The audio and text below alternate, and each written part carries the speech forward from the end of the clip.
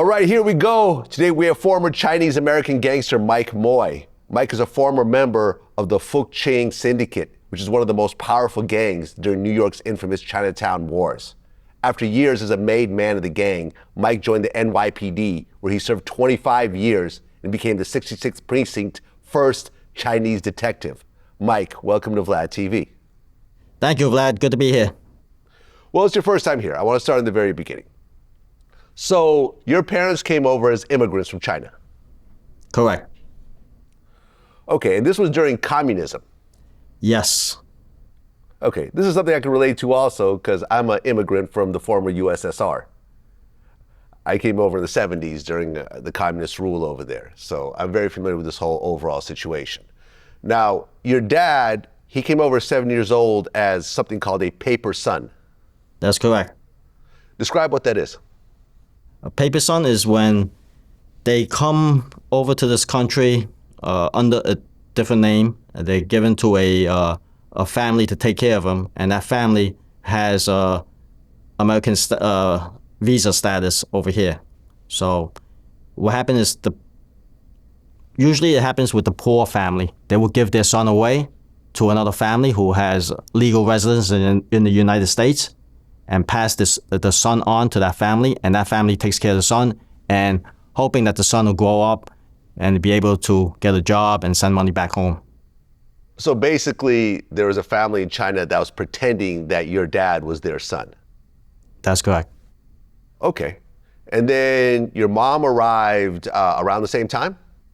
My mom arrived. My father came here around 1946. Yes. And 1947, my dad came here, I believe. And my mom came here in 1966. Okay, some years later. Okay. Now, you grew up in Brooklyn. Yes.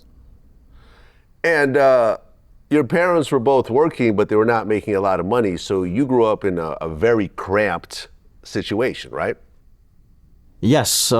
Originally, we stayed in Chinatown, 26 East Broadway. It was a 6-story building, and we lived on the 6th floor. They were able to get that apartment when they first arrived to the U.S., my mom and my grandmother. And it was, it was pretty crowded. We had 11 people in that apartment at one point. Okay, 11 people in how many bedrooms? It was separated into 3 bedrooms. It's one of those old style Chinatown apartments where it's like a railroad apartment. Yeah, where all the bedrooms are like down the hallway, and there's no privacy except for the last bedroom where there was a door. Everything else was like covered with a curtain. Right, so it was you, your dad, your mom, your younger sister, your grandmother, 3 uncles, and 2 aunts, and then another relative. So all these people in one relatively small apartment in Chinatown. Yes, that's correct. You know, Vlad? Pretty crazy. Yeah. You know, a lot of, I've been on quite a few podcasts and interviews, and a lot of the interviews, they asked like general questions. They had the chance to read the advanced copy of the book. But I have a feeling you did your D&D and you read my book. Absolutely. Absolutely. Great book, by the way.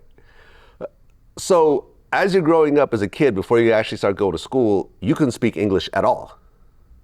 No, I didn't speak any English until I went to public school in kindergarten. And even then, I didn't speak a word of English until probably I was learning my ABCs then. Why is it that you see this in different, ethnic groups, but particularly with the Chinese, for example, I interviewed Kid Jai not too long ago, and this guy grew up in America and still has a very thick accent. Yes, because if you live in Chinatown, you grow up in Chinatown, it's like a country within the country. Right? Everyone speaks Chinese there, and nobody speaks English. We're talking about the 70s and the 80s. So there was no need for anyone to speak English. Kid Jai learned English when he was in prison.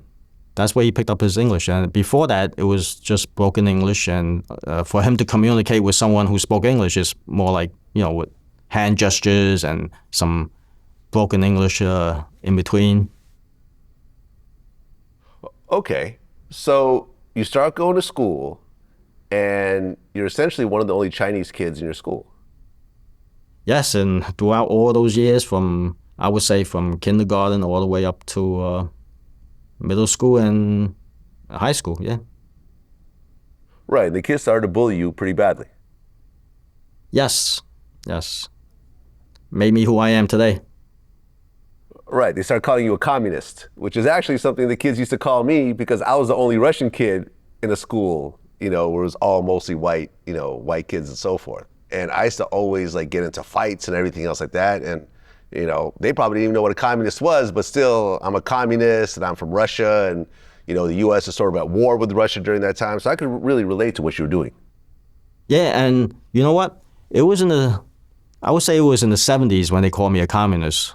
And I was like, what would these kids know about what communist? I didn't even know what communist was back then as a kid in the 4th grade, 5th grade. And I could relate to you because during the 80s, with the U.S. and the relationship between the U.S. and Russia, they probably call you a communist probably during the 80s, right? Mm-hmm. But in the 70s, they were calling me a communist. And I'm like, well, I didn't even know what a communist was. Yeah. And I'm like, how do these kids know what a communist is? I'm thinking back. Must have came from the parents. Now, how bad were you bullied by the time you got to high school? It was almost a everyday thing. It was almost an everyday thing. And, it's not something that's easy to talk about, but it was pretty bad. It was pretty bad. And, yeah, and you know what? I remember 2 kids, who bullied me. They were like relentless. Every day they had to make my life miserable, And you know what? Those 2 kids were actually Russian kids, 2 Russian kids. I'll never forget them. Even to this day, I will never forget them. One of them passed away already, but the other one, you know who you are. Yeah, no, I remember this one time when I was in like junior high, this kid walked up to me and said, I could shoot you and get away with it because you're a Russian. And I remember punching him in the face. And he never said anything to me after that. But it was that type of stuff. Like kids would just say the cruelest, meanest things to you, like during that time. Yeah, yeah. Okay, so you're going to school, you're getting bullied, but right around this time, the gangs are pretty big in Chinatown. Now, Yes. Were you aware of the gangs early on, or did that come a little bit later? I was always aware of the gangs. Ever since I was a child, even as a child, walking around Chinatown with my uncle holding his hand, he would like pull me tight close to him and say, don't look at those guys in the corner, or like he would go across the street to avoid them. And then he would like point out, bullet holes, like on Ma Street, Pell Street, in the building and say, oh, you see, that was last night's shooting. And he would like tell me what happened, and I was like a child, like 5, 6, 7 years old. And sometimes, like the family would like huddle together in the living room, talking, whispering about how, because I had 2 uncles who were around that age who, my grandmother was afraid that they might get, caught up with the gangs. So they would huddle up in the living room, talking and whispering about, how they were concerned about, them getting caught up with the gangs. And also they were talking about other relatives who have sons around that age who were susceptible to be in a gang. And so I would hear these conversations, like how to get out of Chinatown, and I would talk about my neighbor who lived right downstairs from us on the 5th floor, how the 2 sons got caught up in the gang life, and one of them got killed, and the other one was in and out of prison. And like I hear these stories about about other people, so I was exposed to it at an early age. Okay, so there's the gangs, but there's also the tongs. So explain what a tong is. The tong is like an association that consists of the elders, the respectable members of the community, the people who's been living in Chinatown for quite a while, and some of them may be able to speak English. So they formed this association to help the new immigrants coming into this country. And the tongs are like divided by what province they came from, what village, and by their last name. So they already know like who's coming into the country, through the people in China who give them advance notice. And they'll set them up. They'll set them up with a place to live. If they need a job, they'll find a job for them. If there's any dispute, or if anybody needs to borrow money, like an immigrant that comes into the U.S., they're not going to be able just to walk in a bank and borrow money. So the tongs is like a one-stop shop. They'll assist you with everything and anything that you need. Because if you come into this country and you don't speak any English and you don't have any relatives here and you're on your own, you have to rely on the tongs. And a lot of these people in the community, in those times, they would pay the tongs like a fee, depending on how much you make. It's like sort of like paying union dues or paying money to the church. There's based on how much you make, that's how much you pay the tongs. And they help the community. Okay, but how are the tongs tied to the gangs? Some of the members in the tongs got involved with like illegal activities, such as some of their members. I'm not saying the board members, but some of the members maybe would get into the prostitution business, the brothel business, the gambling houses that they would open up, and they need the gangs to protect it, because if it wasn't protected, it would be robbed. So it goes hand in hand. So they're sort of like the enforcer, because remember, the tongs are loaning out money to people as well. So people need to pay back. If you're an immigrant coming into this country and you want to borrow money to open up a restaurant or whatever you want to open up, they'll lend you the money, but you got to pay back. And if you don't pay back, then that's where the gangs come in as the enforcer. Okay, so let's just say I'm a Chinese immigrant. I go to the tongs and they give me some money to start a restaurant, right?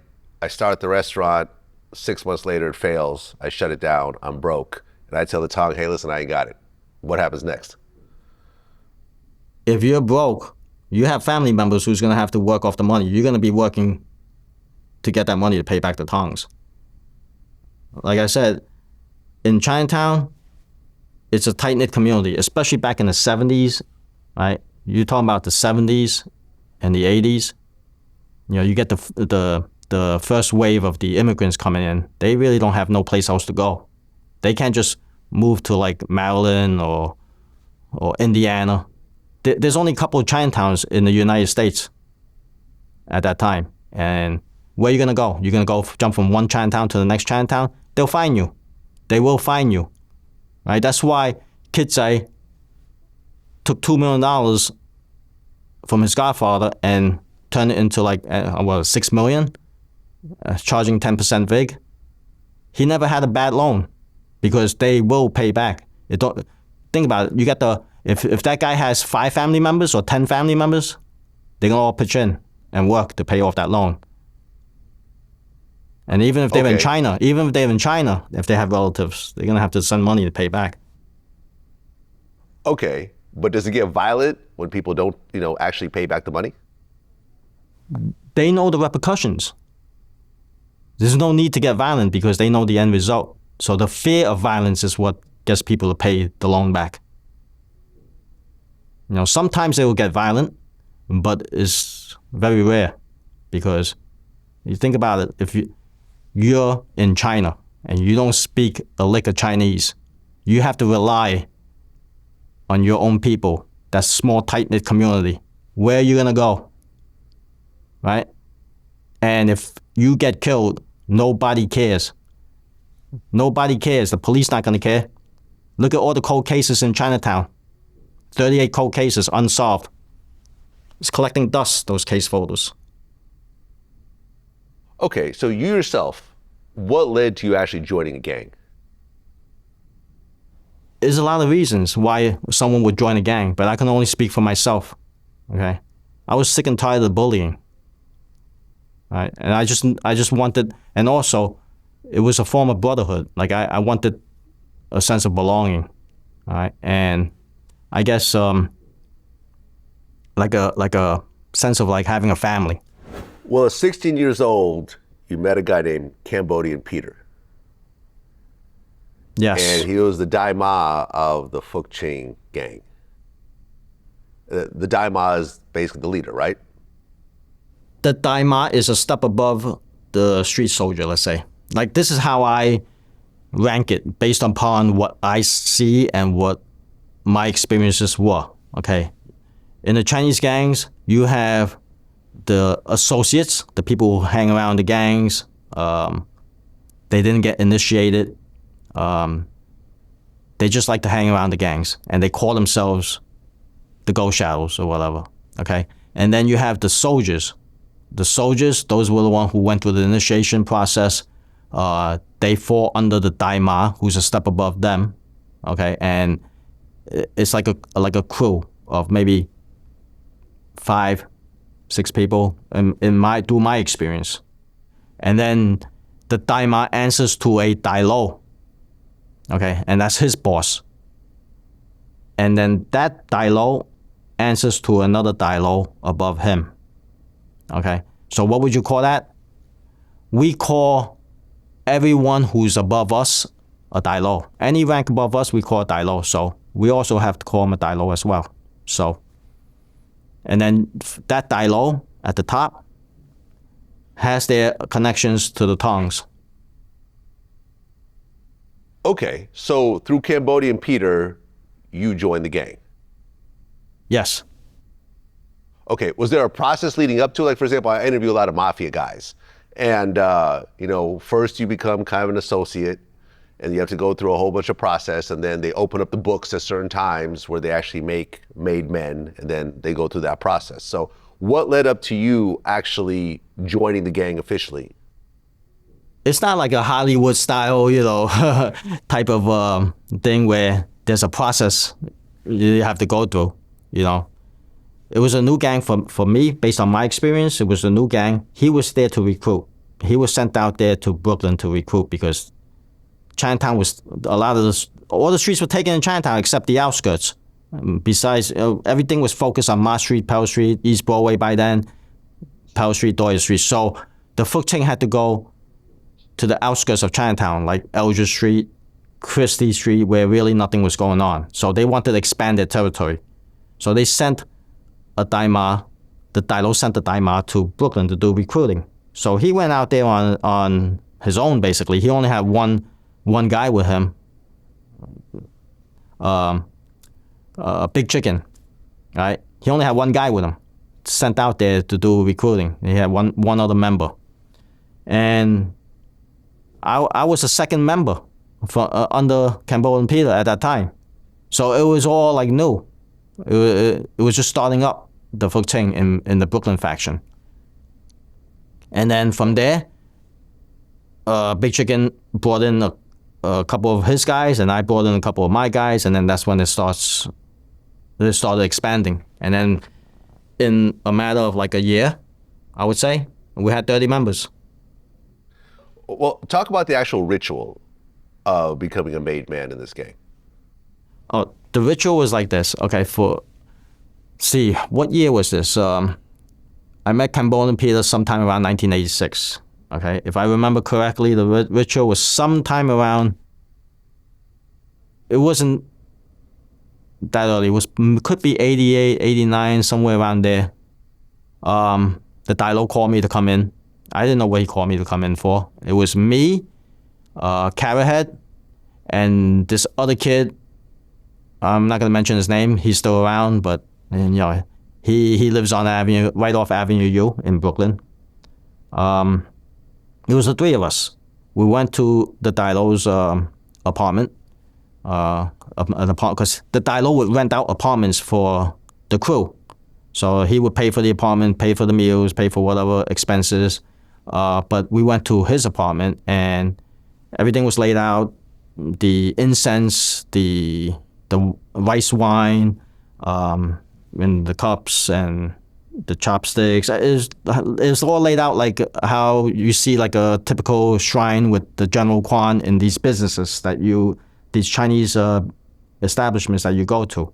A lot of them have the General Kwan facing the door to protect the business. So if you ever go into a Chinese business and you see the General Kwan, it's always facing the door, with the battle axe up. And with the ritual, the battle axe is down with the black shoes, but in the business you will see the General Kwan with the battle axe up with the red shoes, and he would recite his words, like the typical words that, depending on which title you have, whatever he say, the loyalty to the brothers, and all kinds of stuff that he says, which we repeat what he said, and then we prick our finger with blood, drop it in the wine, and then offer to General Kwan, and do it as an offering to General Kwan with the chicken and everything. So it was a simple ritual.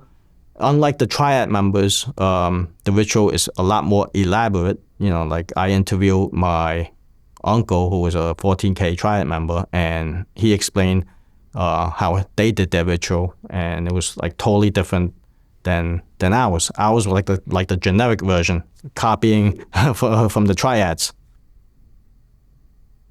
Oh, okay. Well, before you actually went through the whole ritual, you were an active member in this gang while still in high school.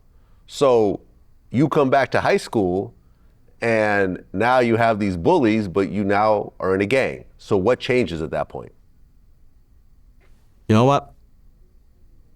From kindergarten all the way up to the 11th grade, as you call it nowadays, right? Right before my senior year, that's when I met Cambodian Peter. My grades were very good, and I had like perfect attendance basically. So, and my average was high enough that even during my senior year, I missed out on a lot of classes. I was still able to graduate with a high school diploma, and I aced all the regions, and I even graduated with a region's diploma. So I rarely went to school during my senior year, right? So when I became a gang member, going back to school in my senior year for a couple of days here and there, because I cut out most of the time and I missed a lot of classes, I dressed differently, I acted differently, and people could tell, if you're afraid, people can tell. Bullies can sense weakness, all right?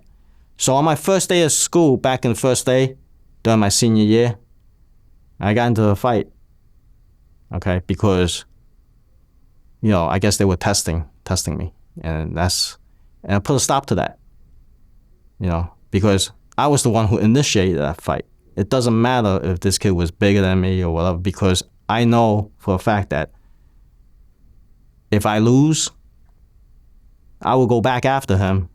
My friends will go back after him, and we'll get away with it because there's so many killings out there. They just don't care. There's so many homicides. You're talking about during that time, the homicide rate in New York City was close to 2,400 a year.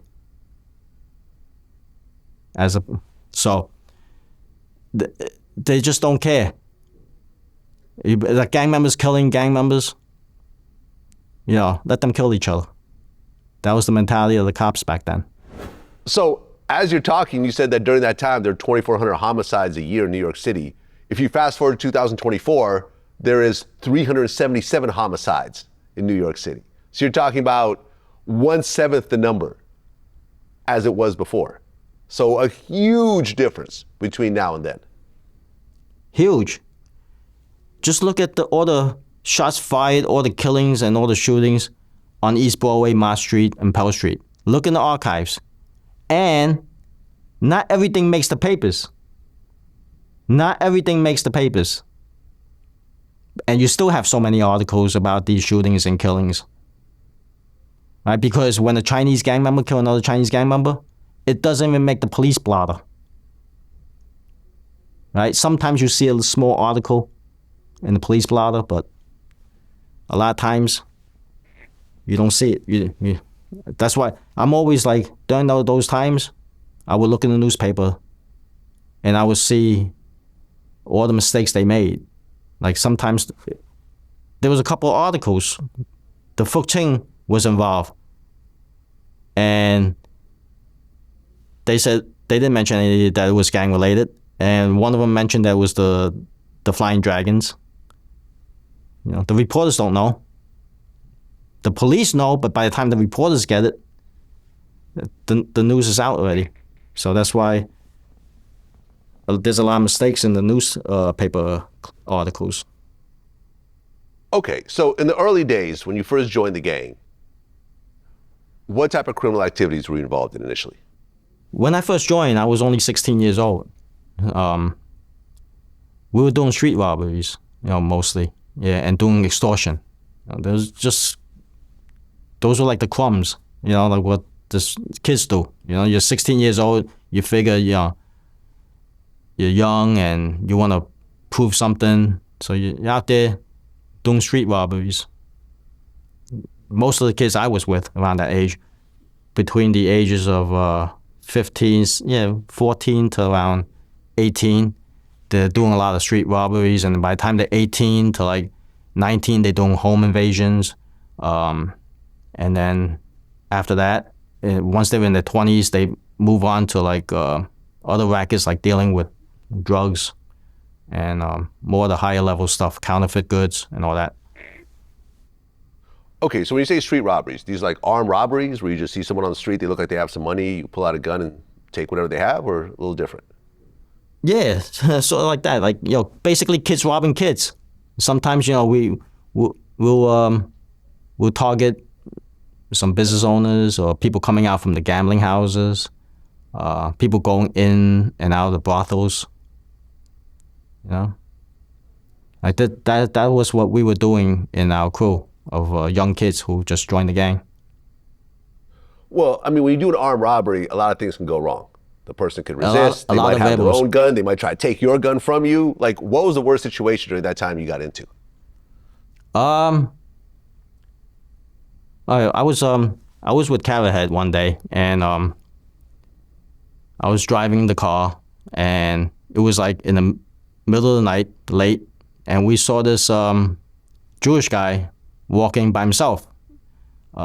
He was Hasidic with the garb and everything, and I pulled the car around, I parked it around the corner, and we left our car, we had a gun, we went up to him, and stuck him up. And, like the Jewish people with the Hasidic Jews, they wear the garb and they have many, many layers. It was like in the wintertime, and when we asked him for his money, we pointed a gun at him, and he was like really nervous, and he was going from layer to layer, like how many layers? Like it seemed like forever, layer to layer, and then he reached into his pocket and pulled out like a little purse, a coin purse, and opened up the purse, and it seems like those seconds seems like forever to us, and he poured out like, I don't know, less than $1, maybe like 80 something cents or whatever. And that was so dangerous, because it was like we're spending so much time with him because he has so many layers. That's one thing I'll never forget. I mean, the risk that we took, we were young and stupid. So this gang, the BTK, originally they're called the Canal Boys. Yes. And it was a Vietnamese gang. A Vietnamese gang. Okay, and they actually splintered off from other Chinese gangs, the Fukianese, the Flying Dragons, and the Ghost Shadows.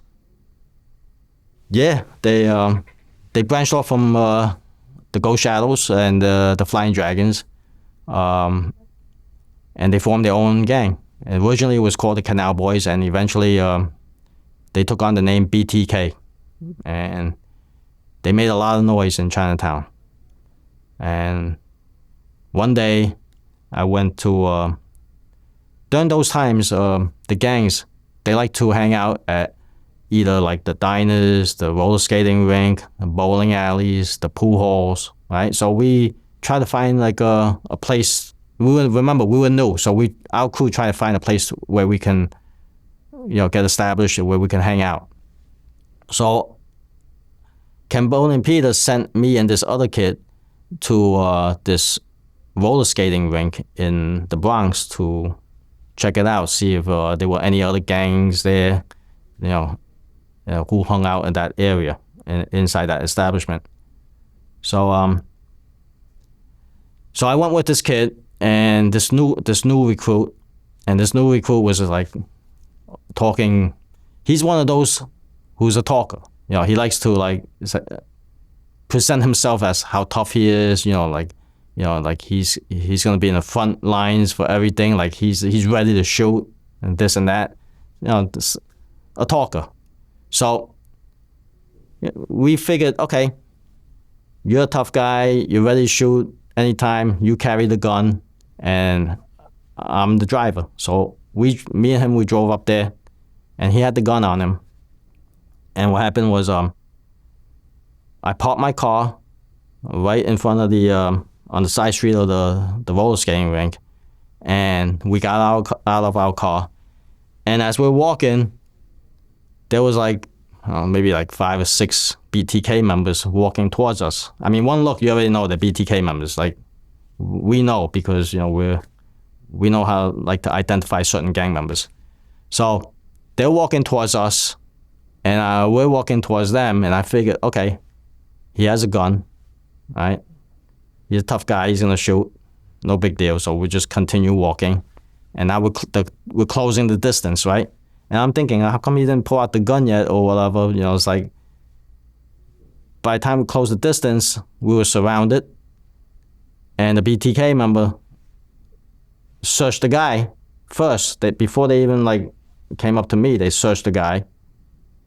And they pat him down. They took his gun. So this tough-talking guy got his gun taken away from him. They took the gun and they pointed at him, and he ran down the block. He ran like maybe, I would say maybe a distance of like 20 feet. He fell down because he was so scared. He probably had rubber legs. He fell down. He got up and ran for another like 20 feet. He fell down again. It was comical. He got up and he ran down the block and turned the corner and left me there alone. Now the guy directs the gun right at me, pointed right directly at my chest. Right, inches away from my chest. I pick up my hands, and I remain calm. They didn't even pat me down.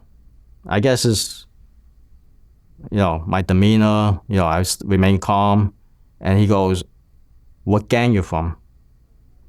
Right? So I tell him, "I'm with the Fuk Ching. We're not here to make trouble. We're all about making money. Fuk Ching is about making money, not trouble." Right? So I said, "I'll leave now." Right? So I just backed up and took steps to my car, and I drove away. And this guy wound up saving our life one day. The guy who ran away, check it out in the book. We'll save that for the book. How's that? Okay, so BTK, which stands for Born to Kill, Yes. was run by a guy named David Tai. And whereas most of the other gangs, like you said, kind of work things out and try to run things business-like, BTK was extremely violent. Yes. But you have to understand why. During the Vietnam War, their lives were disrupted. Right? A lot of them came over as refugees, so they really had nobody. A lot of them didn't even have parents. They were sponsored over here by the church. They brought into the United States, and now they were on their own. So they were hungry. They wanted to get theirs. I mean, there's a lot of people who didn't go into the criminal route, but then those who did, they didn't care about the rules of the streets. They didn't know anything about that. They could care less about that, especially from where they came from. Unlike the Chinese, they had their unwritten street rules with the more established gangs. They didn't care about that. Remember, the Chinese, when they first came to this country, they were hungry, they were starving, and they were willing to do whatever they needed to do to get there. Then the Chinese made it there. Now the Vietnamese came in, and they wanted a piece of Chinatown. And now, these kids, you gotta understand what these kids went through. So these kids, they're around my age or older. Different breed. You see a Vietnamese guy my age or older, it's different breed than the Vietnamese kids nowadays. And even the gang members who are still gangbanging out there, whether it's East Coast, West Coast, the Vietnamese guys my age or older, they get a lot of respect. Well, right, because at one point, the BTK members were actually enforcers for the triads. Yes. No, not the triads. The gangs. Not the triads. The gangs in New York, like the Flying Dragons and the Ghost Showers. They had their members there, and they did all the dirty work. They did the shootings, the killings, and they did a lot of, not all, but a lot. So they were tough. They were a tough bunch. They're known to be tough. Like the Flying Dragons had a guy from Burma, tough guy.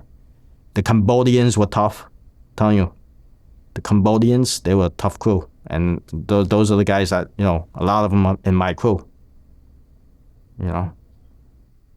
Okay, because BTK at one point, they bombed a police van? Vlad, you did a lot of research. You know what you're talking about. Unlike, some of the other podcasts I went on, you know what you're talking about. Thank you. Thank you. How do you actually bomb a police van? You know what? They were upset that they raided Canal Street and took all the fireworks. So what they did was, I think Teardrop on my channel spoke to me about this, but I didn't get a chance to release all the interviews yet. They probably put like the M80 firework. They put a whole bunch of them, I think maybe in a pipe or whatever, and they made a pipe bomb, and then they just bombed it because they were upset at the police. And that was like really bad for, all the other Asian gangs. They were pissed off what the Canal Boys and what the BTK did. They were pissed off because it brought attention to Chinatown. So Uncle Seven wanted a sit down to, talk to David Dye. Hey, what's going on? Why, let's keep it quiet,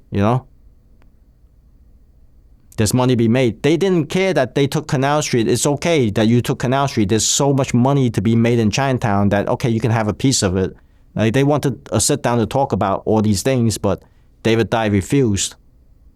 According to Teardrop, who I interviewed, he was right under David Dye's right hand man, Amigo. So he had the inside information that he passed along to me that turned down Uncle Seven, and that was a big disrespect to Uncle Seven. Okay, and Uncle Seven was who exactly? Uncle Seven was part of the Hip Sing Association who had ties to the Flying Dragons on Pell Street. Benny Ong. Got it. So this was the big dog. Yeah, he's the top dog, and he gets respect from every gang member, from all the gangs. Besides the Dongwon. That's another story. But he's a very well respected guy. Very well respected in Chinatown. Right, so David Dye and BTK refused to have a peace talk with Uncle Seven. And didn't that spark a shootout in the cemetery? It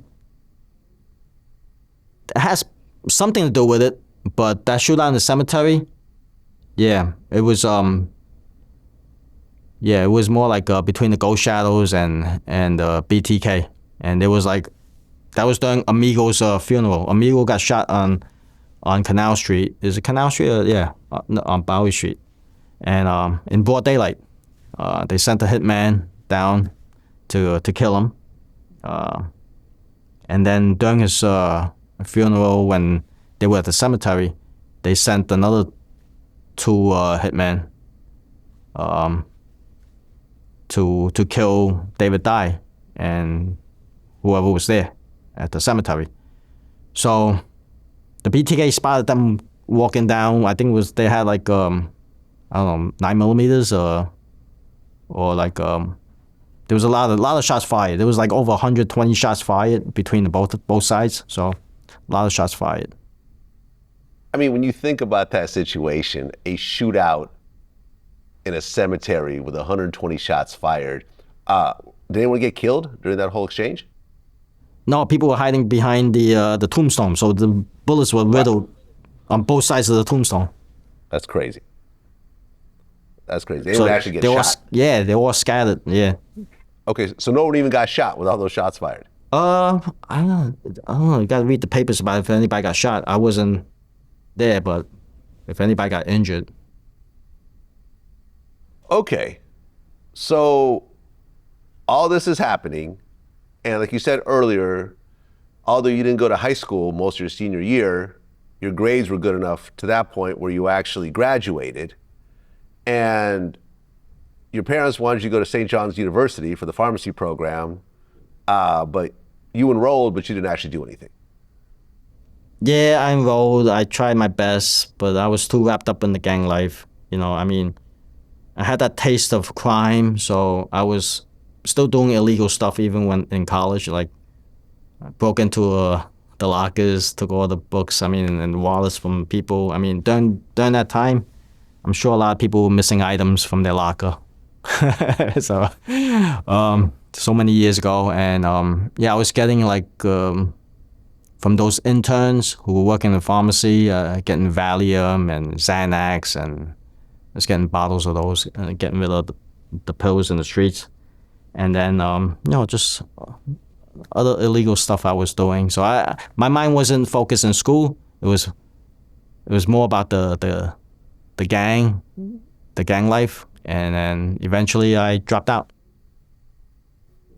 Well, I interview a lot of mafia guys, and the mafia is like a pyramid structure where basically everybody kicks up to the top, ultimately to the boss. But in a Chinese gang, it's the other way around. It flows down. That's correct. Can you explain how that works? That's correct. So the Dailo at the top, he has the connections to make money, to make the big money, okay, through the drugs, counterfeiting, human smuggling, whatever, especially gambling, because he had ties to the Tong members or the Tong associates who opened gambling houses and the people who open gambling houses. So they have the connection to make all these the big money. So it trickles down to us. Okay, how it trickles down? He'll give the money to the Dailo, and the Dailo will give it to the Daima, and the Daima will pay for everything for us, like for all our entertainment, our food, the apartment that we live in. So our Dailo, Cambodian Peter's Dailo, would rent a couple of apartments, one in Queens and one in Brooklyn, and we hang out there. There's a place for us to live. So sometimes at any given point, there could be maybe 10 people in the apartment, but there's always people in and out of the apartment. So the money trickles down. And if we go to a restaurant, we'll just sign our name, and then he'll pick up the tab at the end of the month. Some people think that, you're extorting from the restaurant, you're not paying, it's a tiger meal or whatever they want to call it. But that's a misconception also. We walk out not paying, but the Dailo's going to pick up the tab because he's making a lot of money. And he's going to lose face if he doesn't pick up the tab. Like, you're a Dailo, you can't even support your own kids. It makes him look bad. So he's going to pick up the tab. But we do extort from the restaurants also. But don't get me wrong. It's not like he picks up the tab. But sometimes, like during the holidays, they'll give us the red envelopes. So that's a form of extortion. But they're willing to pay. Because they feel like, okay, we're gonna pay this gang. At least there's not gonna be another gang to come extort from us. So it's not like they're giving a lot of money. It's just it's crumbs. The restaurant business was making so much money, and all the business in Chinatown were making so much money back then. Because think about all the drug money coming in and all the illegal money coming in from the counterfeit goods. It's all flowing within those couple of block radius, and everybody was flush with money. So to give a gang kid, a 15-year-old, 16-year-old gang kid, a couple of $100, it's not a lot of money to them. It's not putting them out of business. You can go to Chinatown. Back then, at 4 a.m. in the morning, you would have to wait to get a seat to get something to eat. Last night I was in Chinatown. The restaurant closed at 9 p.m. The kitchen closes at 9 p.m. I couldn't even get a beef chow fun. Okay, for example, like I love New York Chinatown, right? So Hop Key, that's my favorite restaurant on Mott Street. Were you guys extorting Hop Key or? See, that's the Ghost Shadows territory, okay, Mott Street. So here's a story. You gotta understand the mindset of the Chinese gang member, okay? It's different than the other gang members I've dealt with. Because I understand it, but in a way, it's all about respect. It's all about respect. It has a lot to do with respect. For example, you have years ago, there was in the was it 80s? Yeah, probably the 80s, early 80s. When Kid Zai's underling, Wintermelon, right? He spotted 2 eagles in the restaurant called Warhop. Okay, he could have just went and shot them inside Warhop and left them dead in Warhop, right? But instead, he dragged one of them out in broad daylight in the middle of the street, crowded street on Mott Street, and shot one of them dead. Went inside, grabbed the other one out, took him out, and shot the other one dead. He didn't want to do it in the restaurant because they know the owner. It's out of respect for the owner. So I don't see that with the other ethnic group that I've dealt with who committed shooting. That's my own personal experience because I dealt with a lot of the other ethnic groups in East Flatbush. They'll shoot you wherever you are, wherever you're standing. They'll leave you dead wherever you're standing if they see you. They shoot on sight. And another story is like with Shorty, right? We used to hang out in Triangle Billiards, and 2 Ghost Shadows walked in, right? Shorty is a tough kid, even though he's small in stature. They went up to check him, and he fought back, grabbed the kid's gun. He could have shot the kids right there in the pool hall and shot them dead, but he chased them out. He was going to do the shooting outside instead of inside because we have respect for that old white guy who used to give us free table time and let us hang out there, whether we're playing or not. Sometimes, we ran out of money and he would just give us free table time. So we have respect for and we're not going to kill somebody inside the pool hall because we have respect for the old man who owned the pool hall, the owner, right? So we think about these things. Okay, so by the time you're out of high school and you're not really doing college, you actually start opening up your own businesses. You had your own pool hall, a gambling house, and a collectible store. You did your research. Yeah, so I had my first business was the car service business. It's called On Time Car Service. Yeah, it was near Avenue U. Yeah, so near Gravesend. So that was my first business. What happened was the owner of that business, the 2 Italian brothers, it was one of the biggest car service business in Brooklyn. On Time Car Service and Safeway, these 2 car service. And it was run by 2 Italian brothers, and they had a lot of cars, probably like over 20-something cars. The business dropped down to about 2 cars. It was neglected because they moved on to bigger and better things. So that's when I got the offer to buy it with a partner, with a dispatcher over there, who was another Asian Burmese guy. So when I bought the business, we reinvested the profits into the business and built it up to a 12-car business. Because back then, they were house cars. It wasn't like owner-operator vehicles. Eventually, it moved on to owner-operator vehicles, and now it's Uber. So So I built it up to 12 cars, and then I sold that business, and then I invested $175,000 into the billiards place, and then I had the collectible store, and that expanded into 2 other collectible stores, one in Sunset Park, Chinatown, one on Avenue U, Chinatown, and I had a gambling house in the basement of that establishment, and then the other one was at the Junction, the other collectible store, which was directly across the street from the pool hall. So I always had that business wheeling and dealing mindset, I guess you would say. Okay, and during that time, you have these multiple businesses, but you're still a soldier in the gang. Why didn't you have any aspirations to actually become a boss? That was never that's not my personality. I never liked to be the man or in the limelight. I always liked to be under the radar, to be low profile. So why would I want to be the boss? I get to enjoy the benefits of being under the umbrella of the gang. And nobody's going to extort from me. Nobody's going to come to my business and cause any trouble. I get to open my own gambling house, and who's going to say no?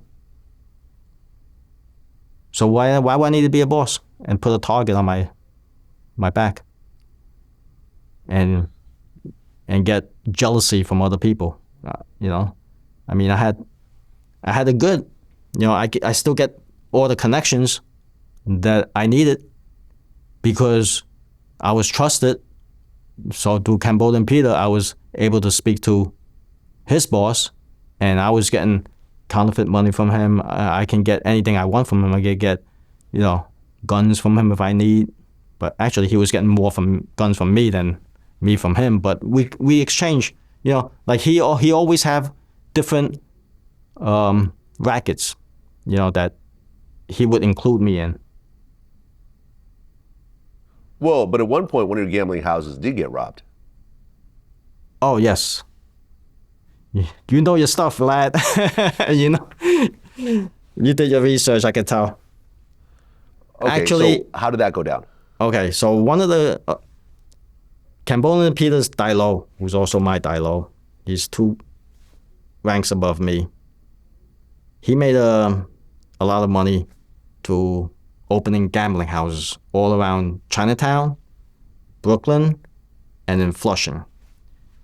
And one of the gambling house was located in Flushing, Queens, in a high-rise condo, expensive condo over there, where it was those new condos that they built back in the 80s.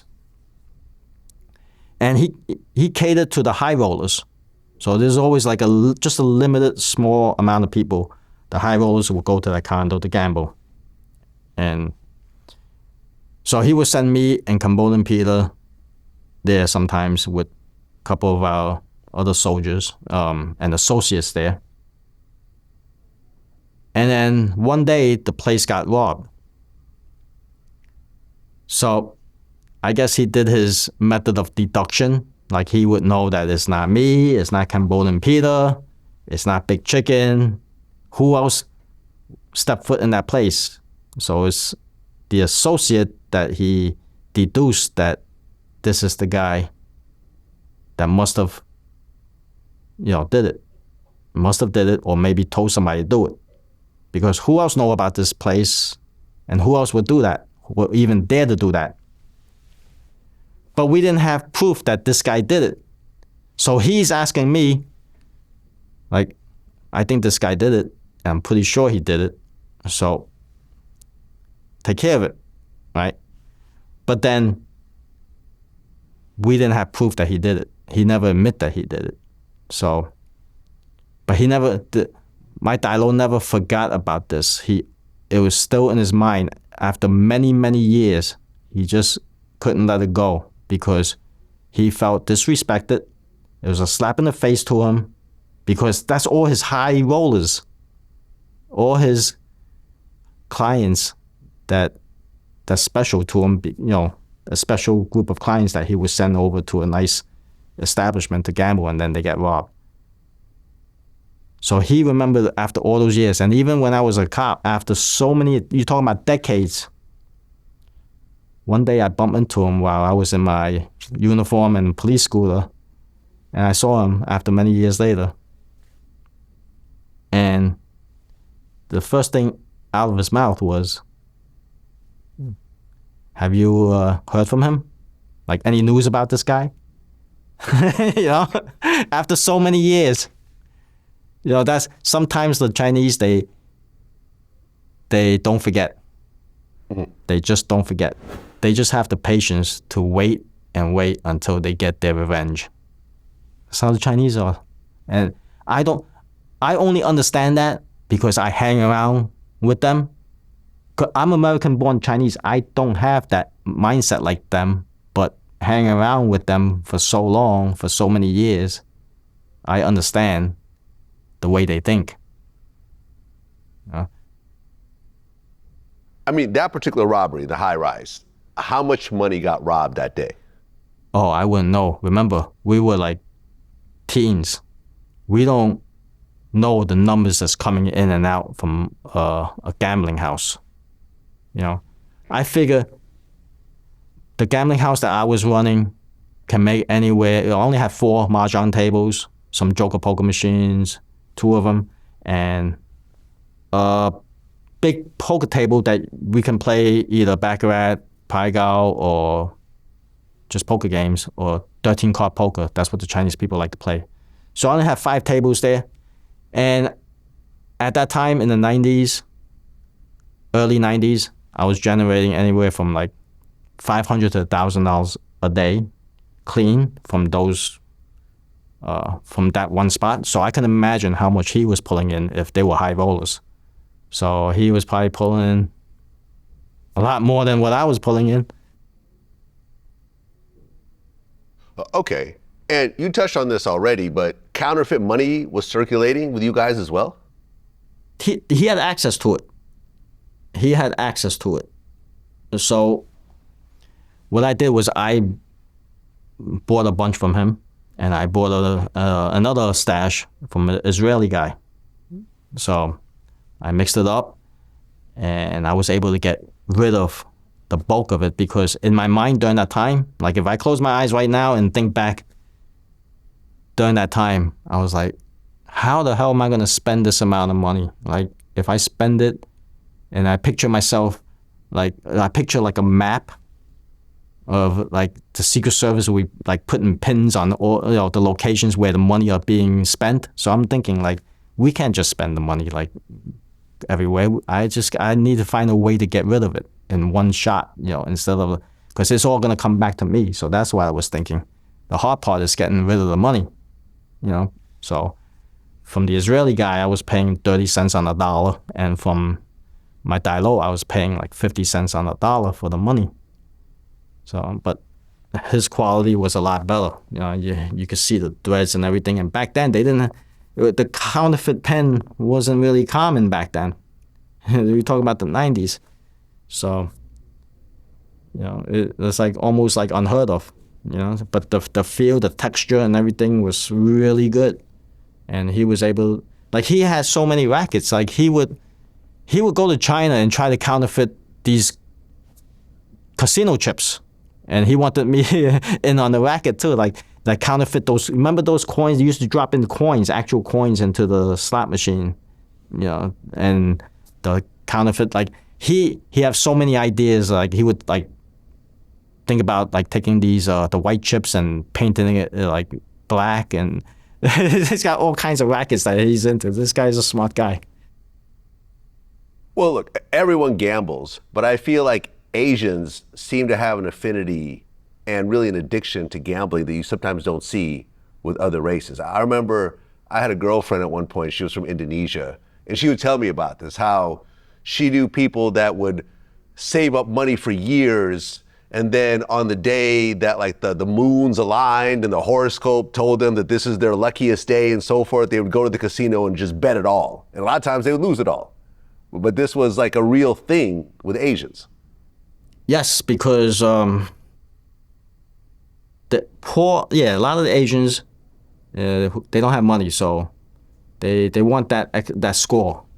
So gambling is targeted to the poor people. And also, they don't speak English, so they don't have any other form of entertainment when they're in the United States. It's not like they can just, go on a Disney cruise or a Broadway show or anything like that. So their form of entertainment is limited to watching a movie in a movie theater, going out for dinner. That's why they're willing to spend that kind of money on dinner, or gambling.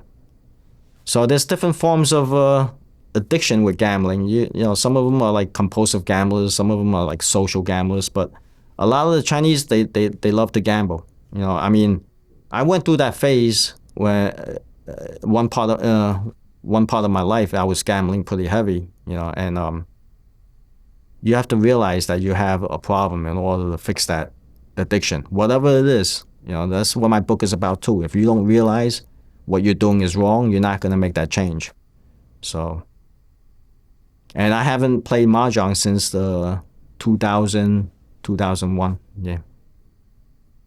If you were to just guess how much money you lost in gambling, and this is someone who actually owned a gambling house. And usually people like this, they don't gamble because they see that all their money is made from other people losing money. But you yourself were, you were a gambling addict yourself. A lot, yeah. Because all the money that came in, it just goes to gambling, right? Gambling is the worst addiction, all right? It's the worst addiction because you can have a drug addiction, an alcohol problem, or it could be anything. You could have a shopping problem or whatever it is. Any form of addiction, even a sex addiction. Gambling is the worst addiction. You know why? Because they say that like drugs and alcohol, about 40% success rate in quitting, right? But gambling, only 2%, right? And you know why gambling is the worst addiction? Because you can gamble $100,000 in one phone call. You put on a game, or $1 million or whatever your bookie will take.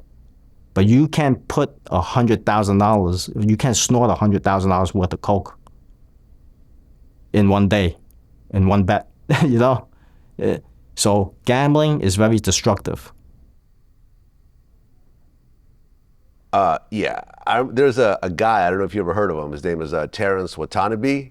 He was this Asian guy who he inherited this big company called Oriental Trading Company. He ended up betting, they say, $825 million between Caesars and the Rio in Las Vegas. Like, he was gambling so much that he had a level at Caesars that they created for him. He was bigger than the top rollers. He had his own special, giant suite with his own bartenders, his own waitresses. Every concert, he'd be there. They'd fly him in on private jets, and he was literally losing hundreds of millions of dollars. It was crazy. And now he's completely broke. He can't afford, health insurance because he's sick. And you just see these insane situations happen. I heard about him.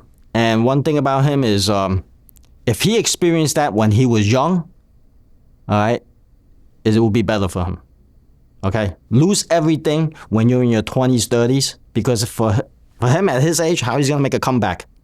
I was so glad that I reached bottom when I was young and I saw the darkness. And that helped me, get rid of that compulsion when it comes to gambling. Like, I don't even want to go back there again. Like, if he lost everything when he was during his younger years and he saw the devil, then he probably still have a chance to make it back. So once again, if you were to guess, how much money did you lose in gambling throughout the course of your life? It's got to be millions. It can't be hundreds of thousands. It's got to be millions. You've lost millions of dollars in gambling. Yeah. Wow. Gambling. It's the money that went through my hands. Yeah. Yeah, I've always been, listen, I invest in stocks. And some people say that's just like gambling. No, it's not like gambling. You're actually buying a piece of a company. It's very different. Gambling is a zero-sum game. Once you're done with the game, you don't own anything. You may have won, you may have lost, but you don't have any ownership. And I used to always go into casinos and I used to look around and say, all this was built off people losing money. So I'm not going to do this. But you yourself got caught up to the fact that you lost millions of dollars. Think about it. instead of gambling, if you had just taken that money and put it in the stock market, you might be worth $100 million today. Yeah, especially during that time when, during the stock market, I mean, you could buy anything and you make money on stocks. Yeah. Yeah. Just put in S&P. That's it. That's what I'm saying. All that money in the S&P, if you're talking about the 80s and 90s, you just left it alone, millions of dollars back then, easily could be 100 million today. Easy. As long as you don't trade stocks, because if you're a day trader and you're betting on I'm not talking about day options, trade, just buy and hold. Just leave it there, compound interest, reinvest the dividends, $100 million, easy. that's the only way you call investing in the stock market. You don't trade, because if you're a trader, you're a gambler. I don't care. I don't care how good you are in options trading. You are a gambler. 100%. Okay, you're gonna lose your money. That's it. Right. Yeah, it's the same thing. Yeah, all I do is buy and hold. I've had Google stock 15 years old. I've had Amazon stock 10 years ago. I've made some pretty good decisions. But, listen, if you're gambling and you're addicted to that, you're going through it. I had this high roller. Her name is Carol. She used to come to my gambling house and bet all kinds of money. She was the one who's known to have money, the most money out of everybody. She was a high roller. And then years later, it was many, many years later, I became a cop, lost touch with her, and I was on my foot post in Chinatown, and I bumped into her. I walk into the bank. It's called Abacus Bank, it's called. I walk into the bank and I see her as the branch manager there. Then I think back, I'm like, wait a minute. How would she have all that money to gamble in my gambling house years ago, and she's working as a branch manager? How much could a branch manager make? It's like they can't make more than a cop, right? They were about the same, maybe, and she was gambling that kind of money, and I'm trying to put one and one together. It doesn't make sense. Then another couple of years go by, right? She made the papers. Abacus Bank safe deposit lost over $10 million, but that's what's listed in the papers. She probably, because a lot of Chinese, they kept their jewelry and cash in the safe deposit box. So one day I go to work and the desk sergeant tells me, oh, go over to Abacus Bank over there in Chinatown. I need you over there for crowd control. Right? Meanwhile, I go there with my scooter and there's a whole crowd of people lined up waiting for the bank to open all the way around the block. It's the whole line is wrapped around the block. Right?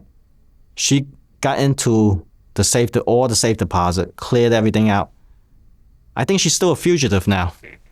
Yeah. Wow. So she stole $10 million from her own bank. That's what's listed. That's what's accounted for. The people who trusted her would bring money to her and deposit it, and she would deposit it and give maybe a phony deposit. That's what's listed.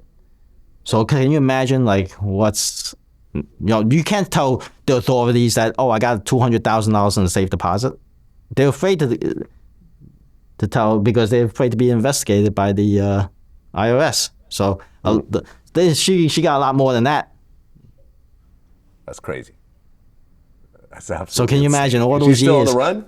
I think so. I mean, I haven't really looked into it, but the last I heard, it's many years ago. Abacus Bank in Chinatown, Sunset Park.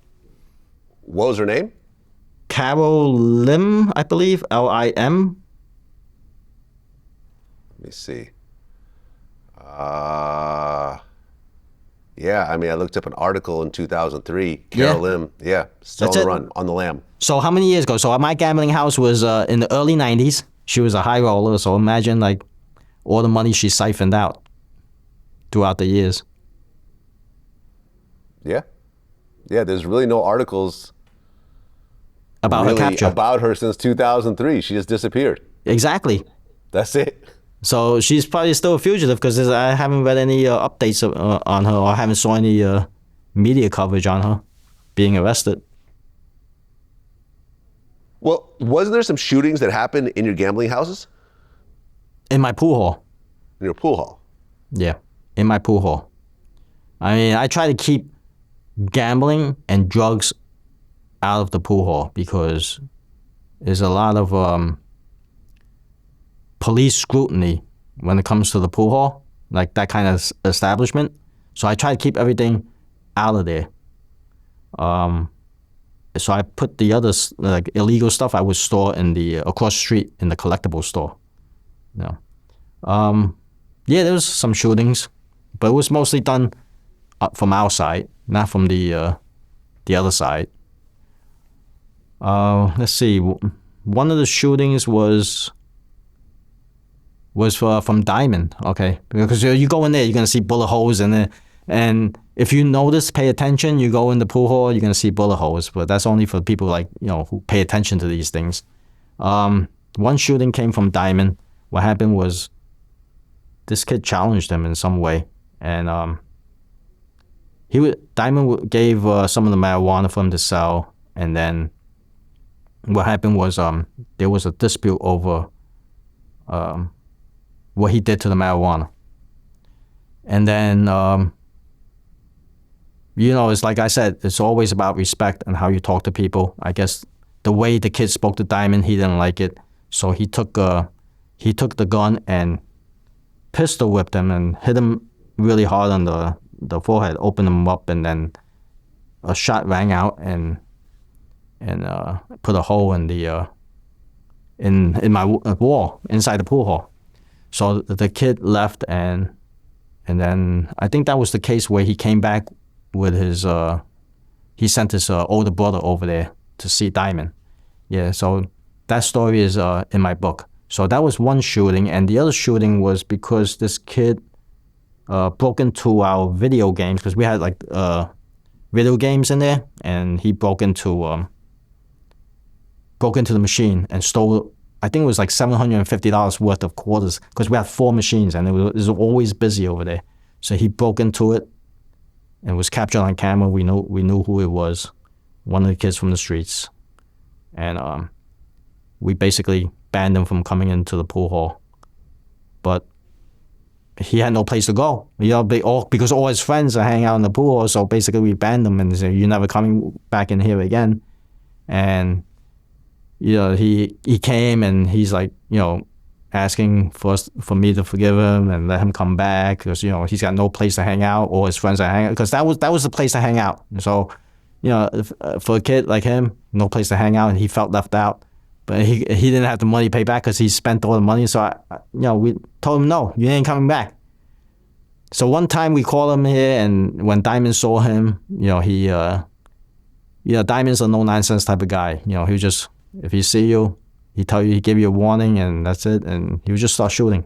So that kid got the message. He jumped down the stairs. It was like, I don't know, like 15, 16 steps. He ran out of there in two jumps. I don't know how he survived that, but yeah.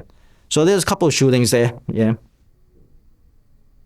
Well, like you said earlier, the police pretty much left you guys alone because it was Chinese gangs shooting other Chinese gangs. But then a situation happened when a tourist got killed in Chinatown.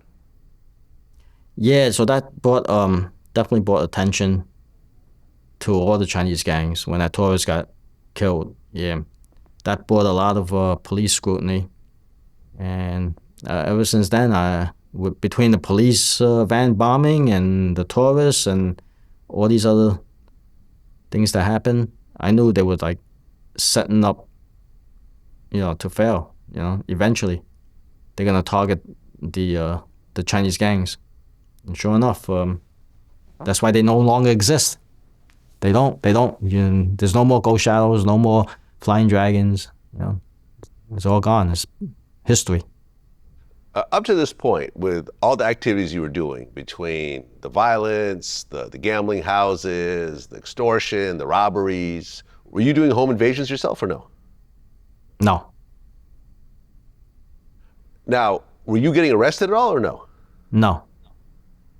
Just because you were lucky, or I had many police encounters. I got stopped many times. I got searched many times.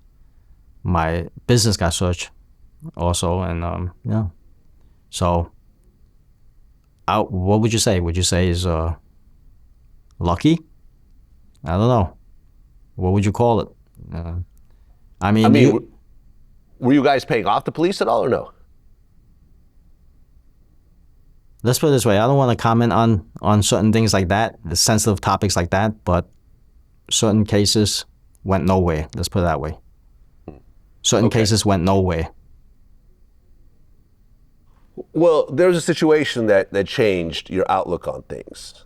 And it was a case where a cop got shot, a cop named Stephen McDonald, and he was left quadriplegic. But when it got to court, the cop actually forgave the teenager and said he was a product of his environment. Yes, when I was always reading the newspapers back in those days to see if what's going on between the Chinese gangs, if they made the papers or any of my crew members made the papers, for what they did. And I came across the article of Stephen McDonald, and I continued to follow it all the way to the end. And yeah, it struck a chord in me because, he forgave the kid. And I'm like, if that happened to me, like, how can you forgive somebody like that? It wasn't part of my nature, my mindset, my personality. It wasn't me. Like, so I try to question, why do I think this way, but why does he think that way? And then when he made that comment that he was a product of his environment, I was young. I didn't know what that meant until I actually, really sit down and think about it. And I remember that day, I was in my living room thinking, like, am I a product of my environment? So I have to do a lot of self-reflection during that time. And, what I'm doing is bad. I know what I'm doing is wrong. It's not that I don't know the difference between right and wrong, but then is it because of the environment that I was in, and how do I get out of this environment? Because I was in so deep, I was in deep already. Like, how do I just pick up and leave? It's just like, people may not understand it. Like, for example, if you're like a domestic violence victim, you're in so deep, like, you can just pick up and leave. People say, oh, it's easy, just pick up and leave your spouse, right? But it's not as easy as you think. So one of the ways I thought about just leaving and just giving up everything is to go into the military. So that was, one of the routes I was going to take. And I was prepared to take that route because I was like, you know what? Let me just give up everything. Just sell all my business, pennies on the dollar, just get rid of it and start a new life. Start from scratch. Because I'm not afraid. I'm the type of person who's not afraid, to start everything from the beginning. So I said, you know what? And welcome the unknown. Like, that's the type of person I am. So you know what? Just I'm gonna give rid of everything and then go into the military. But then I took the exam, the police exam, years before, because like I said, it was either military or the police department, right? So I can just get out. And then the police department called me in 1993, and I was still conflicted. Like, I got 1 foot here and 1 foot there, and like, the money was good, and I was making money through the business. I postponed it. I said, you know what, I'm not ready for it. And then they called me again in 95. Said, here's your last chance, otherwise your list number is gonna expire. And then I'm like, okay, this is it.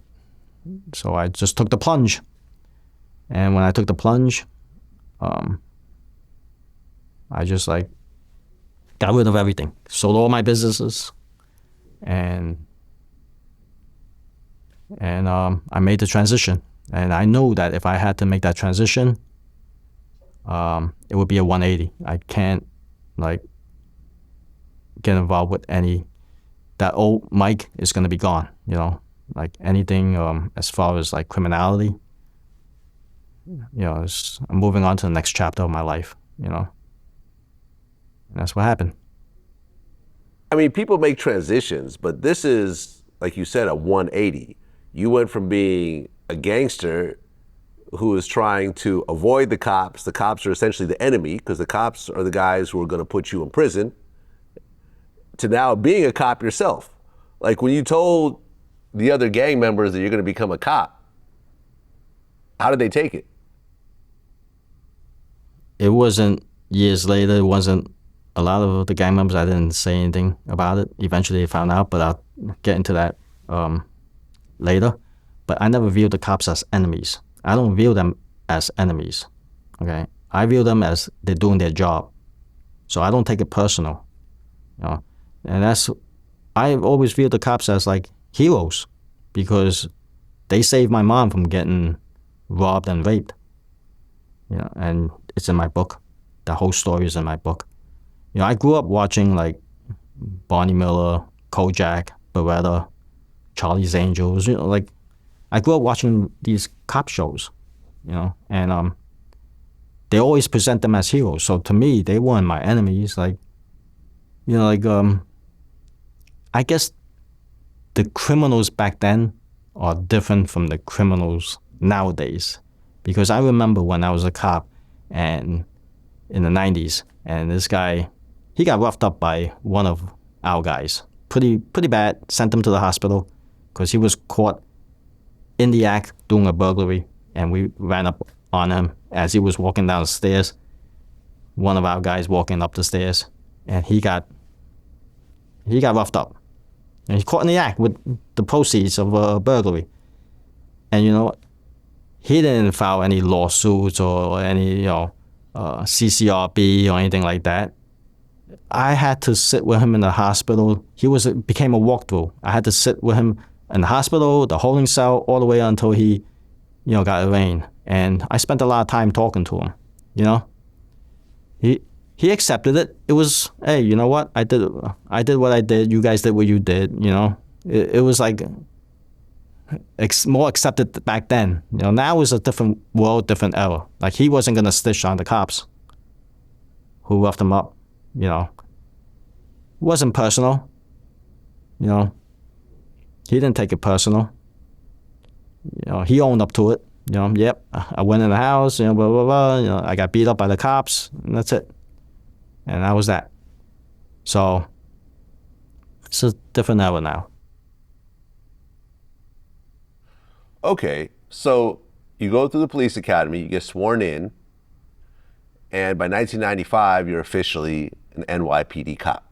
June 30th, 1995, I got sworn in. So that day, I'm officially a cop.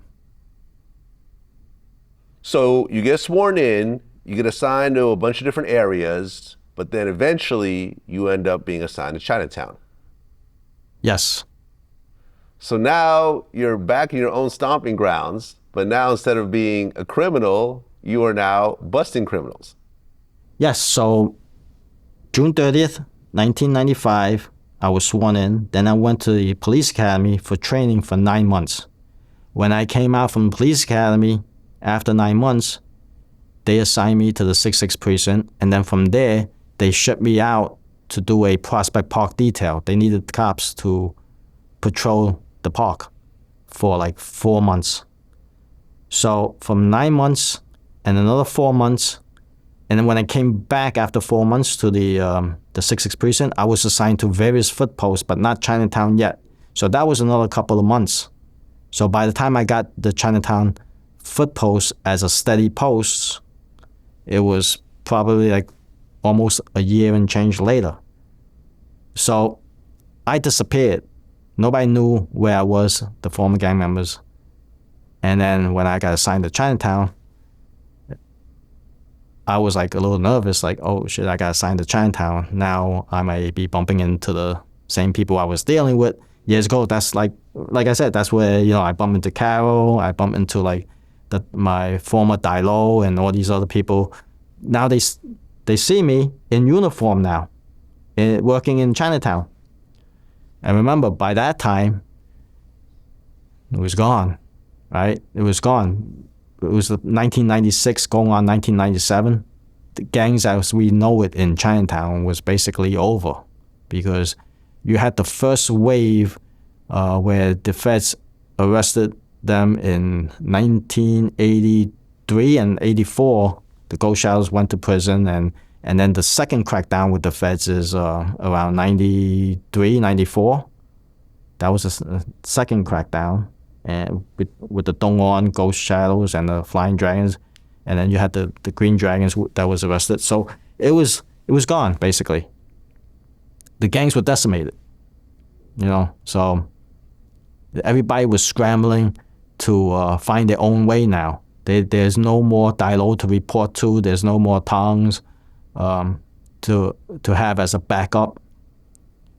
So I guess the timing was right.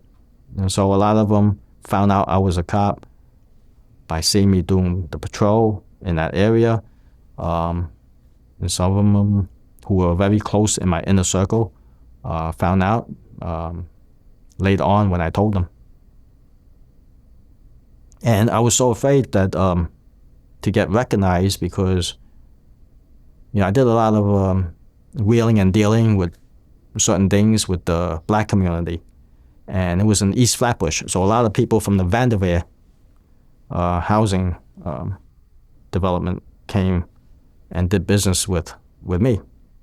And every time I transport a prisoner to Central Booking in Brooklyn, you can imagine how I felt. Imagine somebody who in the holding cell recognized me because I know all those people. I know who all the players were in Flatbush. You have the Jamaicans, the Guyanese, the Haitians, the American blacks. I was getting guns from the American blacks. I was getting the weed from the Jamaicans. Back then they called it Jamaican posses. Now I don't know what they call it now, but so I knew a lot of them. That's why when I was in the doing the transport in Central Booking, I always wear my police hat. The cops they hate wearing their caps. They just don't like it. And I was like an oddball. People, other cops would be like, "Why is this guy wearing his hat inside the building?" Because I didn't want to be recognized. And sometimes it works because it's a big difference when you wear a hat, especially in uniform. I mean, I was in uniform talking to one of the store owners. I had a steady footpost in Chinatown, talking to a Chinese store owner. And I would talk to her on a regular basis every day, right? I'm talking about maybe a year or two. She knows who I am, right? But when I walk in off duty out of my uniform one day, like a year or two later, she didn't know who I was until I started speaking, and then she recognized my voice. So the uniform makes a big difference in appearance. It changes, somebody's appearance. Well, one of my main security guys is active NYPD, and we've had a lot of conversations. And for example, he told me that NYPD is the biggest police force in the world. It's absolutely massive.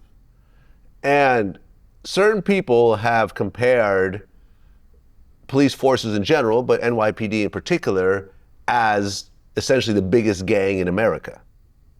When you look at, for example, the way police forces work, they hate snitches too. The whole blue wall of silence. You're not supposed to tell on your fellow officers, even if you know the officer is doing illegal things. So coming from one gang and then joining NYPD, would you say there's similarities to NYPD being a gang as well? I would say so. I have to agree on that.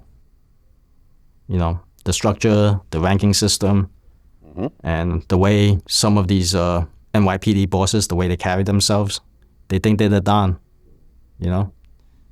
So, in a way, I don't want to badmouth the NYPD, but there's certain things that need to be fixed.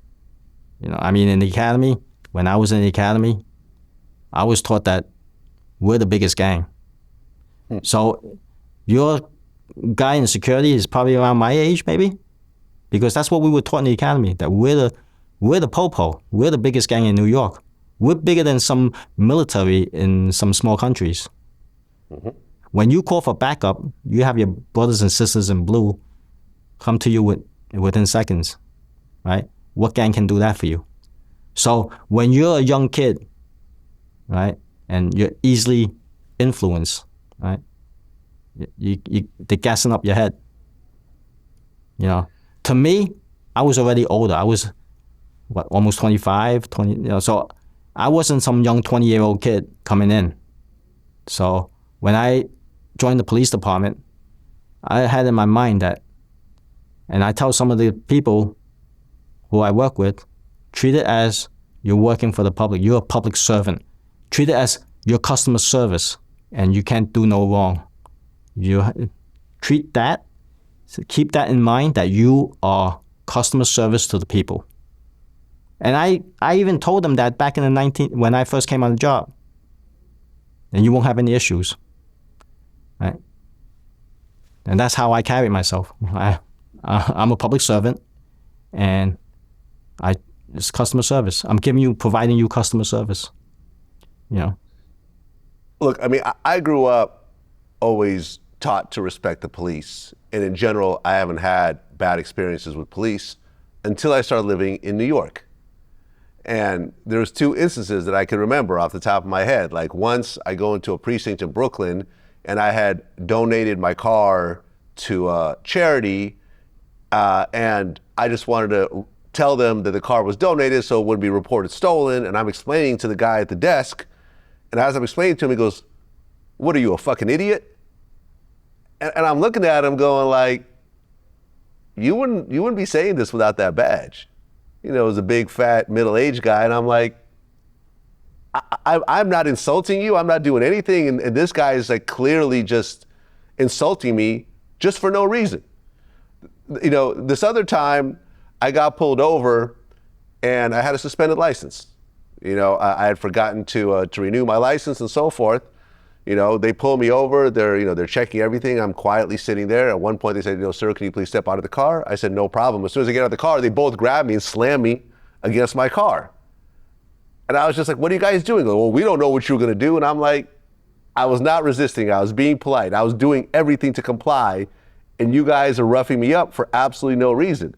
And I felt like this is only happening in New York for some reason. I'm not saying there's not cops like this everywhere, but for some reason, I feel like NYPD has this sort of arrogance that I just haven't seen in other places. Would you agree with me? It all comes down to training. And it all comes down to training. That's number 1. And number 2, it all comes down to how the bosses treat you, the underlings, like how the sergeants, captains, and above treat the cops. It gets passed on to the public. So you can just imagine how the cops are getting treated by their supervisors.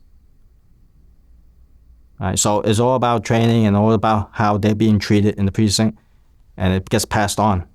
All right, that's why just treat everybody like you're treating a relative coming in to make a report. You know, like a loved one. You know. Yeah, like I said, I'm not saying all cops are bad. I'm not anti-cop on any level, but whenever I've had bad experiences, it was always in New York or Brooklyn. And I don't know, with it being the biggest police force ever, and just the amount of people they have and the amount of power they have, you know, I remember seeing on 60 Minutes after 9/11, the chief of police in New York said that they have the ability to shoot planes out of the sky now. You know, like the kind of hardware between the tanks and every weapon known to God. NYPD is a fearsome force. I mean, even when you go to One Police Plaza, it almost feels like you're walking into some sort of fortress. It's just very different than other places. I can say one thing. If you get away with something, it emboldens you, right? Just like in the gangs. If we get away with certain crimes, it emboldens us to do it again and again and again. So if the NYPD is getting away with certain things, it emboldens them to do even more. So we got to find some way, they got to find some way to make the cops accountable for their actions. Look what happened to me. If you read in the papers, it's all public information, right? Right, we'll get to that part. We'll get to that part. if you get away with certain things, it emboldens you to do other things. For example, Yeah. right? I'm only saying what's public information, okay? And this is after what happened to me, okay? And these guys made the papers. You got Anthony Carrera, right, who got arrested for the PPP fraud. That's in the papers. I'm not going to talk about it, but I'm just going to mention only what's public information already. You got John Dandola, who made the papers for doing what he tried to do with trying to get this cop fired or this detective. You got James Cobell, right? And all these guys were involved in my case, right? He made the papers with what he posted on the rant, and he was the commanding officer of EEO. Okay? That's why my case went nowhere. Dandola was the one who had my case from IAB. Right? Then you have William Greer, with his drunk driving, hit and run. You're a cop. You hit something, you don't run. You're held to a higher standard. Where's the integrity? Right? So you have Yusuf Isa, right? With him stealing overtime and $15,000 that he tried to scam from the Easy Pass or whatever it is in the newspaper that they wrote about. This all have happened after the fact, what they did to me. So these are the characters that I was dealing with working in that small office. And I'm not saying the cops are bad, because 99.5%, 99.9%, I would say, are good people. But then when you have good people get away with certain things, it emboldens them. And then you got my commanding officer, Gary Caporal, right? Arrested for drunk driving, right? But that was before my case. And he became a commanding officer, my commanding officer, even after that incident.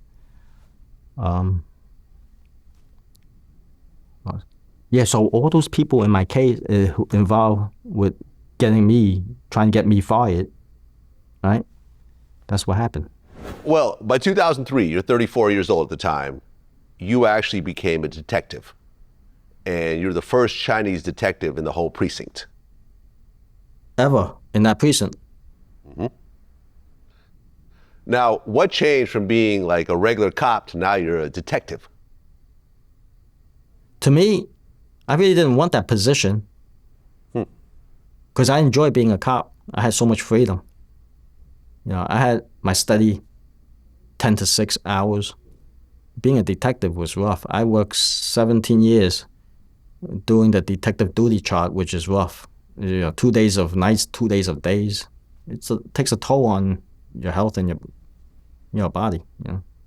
And I didn't know what I was signing up for. I mean, I was basically recommended for that position because of all the Asian on Asian crimes going around in Chinatown, and I was helping out with the translation, and I was helping the detective squad with a lot of their cases.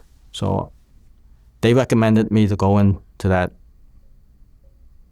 detail, that squad, and then I gave it a shot. I did my training for 18 months, and the truth is I really didn't like that type of work because I guess it was because of the supervisor I was working with at the time. Then eventually we had to sit down, we spoke about it, and then I told him I didn't want the shield. I didn't want that detective shield. Put me back on patrol. And then we had a talk, and then I decided, okay, give it a shot. After like a 45-minute hour conversation that we had, he told me all the good things, the positive things, because like I said, it all depends on the supervisor you work for. And then I wound up taking that position, and then ended up doing detective work for 17 years. Well, there was a situation where you're investigating a prostitution and gambling operation, and the owner tried to bribe you. The owner engaged in idle conversation with me, throughout the time I was working my foot post. And he felt that he got close enough to me to bribe me, I guess. And maybe he knew some of the people I knew in the past. I don't know. This is my speculation. Maybe he asked around about me, and maybe some of the former or members of the underworld, Asian underworld, said, he's a good guy. He's whatever, stand-up guy, whatever. And he approached me one day and gave me an offer. He gave me an offer to give me X amount of money, and I can have any girl I want anytime, whenever I just stroll into the brothel, And as long as, I keep an eye on the place and, tip them off if, anything's going to happen with any police activity. Yeah. And then I wind up making the arrest, right? I notified my immediate supervisor, and then we got wired up, and we got the conversation over lunch with him, and eventually we made the arrest. And then one thing good about the police department is they said that if you make a bribery call, an arrest like that, you get to choose to go anywhere in the department. It's like a bonus for you. So I didn't believe that. I figured, nah, it's not going to happen. But they actually did reward me and asked me, where do you want to work? So they gave me an interview one day. They asked me to go to one police plaza, and they said, okay, you made a bribery call. We're going to, I guess, reward you with whatever detail that you want to go to. They said they name a couple of places that I can't get into. Like, for example, Harbor was one of them. Aviation was another. And a couple others. They said, anything else, just name it and we'll get you an interview.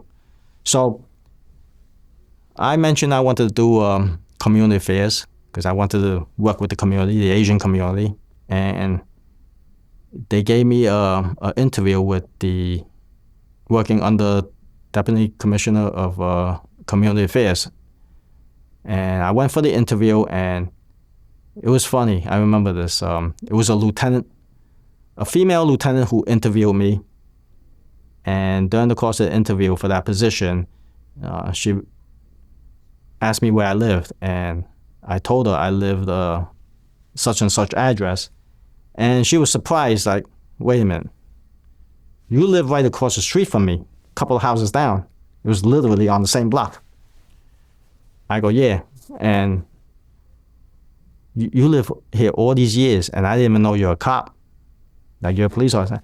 So that's how low profile I keep. There's a lot of cops who live on that block, and they will come and with their sector car, patrol car, visit their family, like during a meal or, whatever. So everybody knows everybody. Nobody knew I was a cop because I could live there 7, 8, 10 years. My neighbors don't even know. My next door neighbor don't even know I'm a cop. Like, to me, I keep my life very private. Like, even with this channel, my YouTube channel, and coming out here with a book, if it wasn't for preserving this piece of history, it's not me. This is not who I am. I don't like to expose myself like that, Like, I'm thinking in my mind, yeah, so, why would I want people to know I'm a police officer? Nothing good can come out of it. I can't see anything good that comes out of it. If I'm in the street and I meet somebody, I don't advertise myself as, hey, yeah, I work for the police department. It's not something I would advertise. To me, it's your job. Like, why would you want to do that? Nothing good can come out of it. Only grief, the way I see it. There's nothing good. So she was surprised. But eventually I wind up turning it down because I really liked what I did as a cop for 9 years, working in Chinatown on my foot post. Eventually I grew to like it. I had so much freedom. I can just go up and down, go from store to store in Chinatown. It was a different job back then. And it was a job where cops wanted to be a cop. They didn't aspire to be a supervisor because it's a lot of freedom and less scrutiny being a cop. When I went in 1995, 1996, there were cops who had 30 years on the job, 35, 40 years on the job as a white shield. And they loved it. They loved the job. Now, They're running out the door at 20 years. They can't wait 20 and out. Well, in 2019, you're still part of NYPD, and you file a lawsuit against NYPD while still being an employee. And you touched on this previously, but why exactly did you file that lawsuit? And what was the lawsuit about? I can't really speak about it because it's still under litigation right now. So whatever is public information, you can read up on it because I'm not allowed to even discuss it. Okay, fair enough. I mean, according to reports, you accused a bunch of your colleagues for misconduct, and you've named them: James Cobell, John Dandola, Anthony Carrera, Roel Khalid, Yusuf Issa, Gary Corporal, William Greer, and Elvis Mazaldi. Roel Khalid. He just recently made the papers. Right?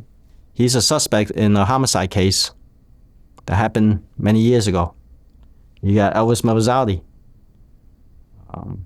He made the papers before. I think he also had a couple of issues with, if you look it up, it's public information. Like all these guys, these are the characters I was working with in my office. Like I said, if you get away with certain things, you become emboldened. Well, you filed a lawsuit in 2019, and then you retire from the NYPD in 2020 after doing 25 years. Are those two situations kind of tied to each other? Did you feel like you had to resign because you filed a lawsuit, or were you pushed out, or what happened? I retired 2021 after 26 years and 19 days. Well, let's put it that way. Let's put it this way. I retired shortly after I got a notification to go to a GO-15 by Lieutenant Dandola. So, one day... What is that exactly? When you get called for a GO-15, that means you're under investigation as either a witness to a case or a suspect. He had me going in as a suspect. So, I'm not saying... Basically, I felt that they were looking for ways to fire me, to terminate me, to discredit me, because that's the only way they can cover up the case is by discrediting me. So beyond that, I'm not going to discuss anything more, but I retired. I mean, I love the job. I love the job. I mean, I didn't mind staying until I was 62. I love it. I mean, the job is great. NYPD gave me everything I have. It saved my life, basically. I don't have anything bad to say about the job. It's just the people, certain bad apples. That's it. It's like in every place you work for, in every large company, corporation, everywhere you go, you have certain people that do bad things. Well, you retire, and then in 2022, you launch your YouTube channel, Chinatown Gang Stories. And the biggest interview was with China Mac, who Yes. I actually did his first interview when he got out of prison. And he was a regular on my show for a while. He ended up trying to prank me at one point, so we had a little bit of a falling out, but it's not really that big of a deal. I'll probably give him a call sometime soon to try to patch things up. But did you ever deal with China Mac on the street while you were a cop? I never dealt with China Mac. None of us ever dealt with China Mac, but we know that he was a Ghost Shadow member because he has mutual friends and the people we know. So He is definitely a Ghost Shadow member, but he was during the generation that was the younger generation. He was probably like around 10 years old when we were in our teens running around the street. So we were like the earlier generation before him. Yeah, so China Mac, did he reach out to us? Yeah, I think, when I started the channel, Chinatown Gang Stories, China Mac reached out to us and we did an interview and we spoke about his dad on one of the episodes, and we wanted to do a part 2. But we never got a chance to do a part 2 because he left the country, and every time he comes back to the States, he don't stay for too long. And hopefully one day we'll do a part 2 because there's a lot of details that I want to include in there that I want to put on the channel. And I told him, I said, we'll put it on your channel.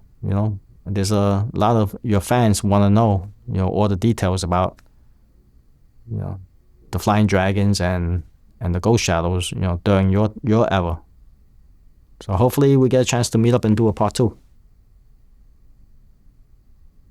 Well, this year you released a book, which is what I've been referencing throughout, Bad to Blue, the true story of a Chinatown gangster turned NYPD detective. And just recently, 50 Cent announced that he's actually doing a show based on you. Not on me. It's on Kid's Eye. Yeah. Oh, it's that whole project. Okay. Yeah, and that's I Kid's actually Eye's did. project. You're talking about Peter Chin, aka Kid Jai. I actually did his first interview. Yes, that project is Peter Chin's project. Yeah, not my project, but I offered help with whatever they need. So it's I guess it was going back and forth for quite a while, but we didn't say anything, and I was surprised that 50 Cent released it, let the cat out of the bag. So I guess that's a good thing because we weren't gonna say anything. Me and Peter, we kept our mouth shut. We didn't say nothing that anything was going on, but yeah, he let the cat out of the bag. So hopefully, things will move forward. I mean, I have my own project going with another producer. That I'm not gonna talk about it now until something pans out. So I'll keep the people updated. On my channel, what's going on. Well, you and Peter Chin are about the same age? No, he's about 10 years older than me. Yeah. Okay. So when you were active on the street as a gang member, did you know about Peter Chin? Did you deal with him at all? Oh, he was like a legend. Everybody knows who he is. I mean, I don't think there's any gang member, who didn't hear of Peter Chin, Nicky Louie, Onion Head, the Scientists. These guys, they're legends. They have their name is known in the streets. It's known, because like I said, you can have a gang of 80, but there's only a handful, just a couple who carries the whole gang's name, and Peter Chin's one of them. You can have a gang of 80 people. Who's doing all the work? Maybe 3, 4, if that. Like the real work. Yeah, no, Peter Chin was definitely one of the real ones that I've interviewed over the years. Like you could tell that he was really about that life. He's all about that life, and there's certain people that I've met, and I've met a lot of gang members throughout my years in the streets, and there's only 2 people I met that's about that life. That's all about, like, they walk out and it's all about that life to them. It's like there's no turning back. There's no turning back. It's like that's their mindset. If I'm going to be in that life, he's going to jump into it 100%. And it was Peter Chin and Diamond. These are the only 2 guys that I ever met that's about that life. Well, Mike Moy, I appreciate you coming in and telling your story. It's very fascinating to go from a gang member to an NYPD cop to a detective to now actually doing a YouTube channel that focuses on all these stories and kind of brings it all together. Uh, I definitely salute what the moves that you've done, and it seems like you had the maturity to actually go beyond the life you were living as someone in their mid-20s, and actually turn your life around and go in a direction that I'm sure a lot of your peers were frowning on. I'm sure that none of your friends were aspiring to be cops during that era. No way. But you went and did it, and you actually turned into a real career and a real, it actually made an impact and so forth. Between being a beat cop to actually being a detective, you ultimately did a lot of good, and it sounds like you were an honest cop, you were a clean cop, and that's the only thing that really, you could ask for in a position like yours. So I definitely appreciate you telling your story. And this close friends who's really like close to me and dear to me, I was even afraid to tell them that I was a cop. I became a cop. I didn't know how to present it to them, because I know that they were about that life. And even Diamond, I didn't tell him until years later, and I had to tell him in person. I flew to Guyana to tell him. And when I told him, he couldn't believe me. He says, "No, Mike, that's not you. I know that's not you." And then I said to him, "Yeah, I'm a cop now." And then he goes, you must have done it to infiltrate the NYPD, right?" I go, "No, Diamond's all up and up." And for him, he said, "Mike, that's a hard pill to swallow, But being that me and him were so close, we're like brothers, he accepted it. I had to tell him. And I waited years to tell him in person. I flew over there to tell him in person. And someone like Uncle Louie, you read about him in my book, The Italian Guy. He was my mentor. And it was so hard for me to tell him also. And, it's very painful for me to tell him that I became a cop. I don't know how to, especially guys really close to me who meant a lot to me, So, yeah, that's my story. Well, that's what it is. Make sure everyone check out your book, Bad to Blue, the story of a Chinatown gangster turned NYPD detective.